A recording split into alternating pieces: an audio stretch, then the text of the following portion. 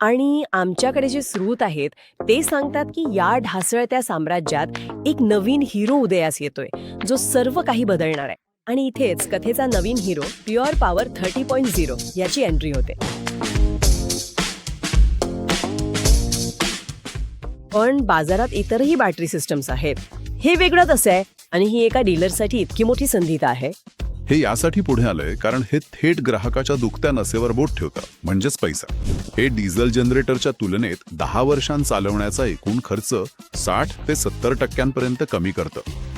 स्रोत यांना फक्त एक पर्याय नाही तर गेम चेंजर म्हणतात. तर दुसरीकडे BESS बाजार एका बुलेट ट्रेनसारखा आहे, जो 2025 ते 2030 दरम्यान 34% वार्षिक वेगाने धावण्याचा अंदाज आहे. 34%? 34%.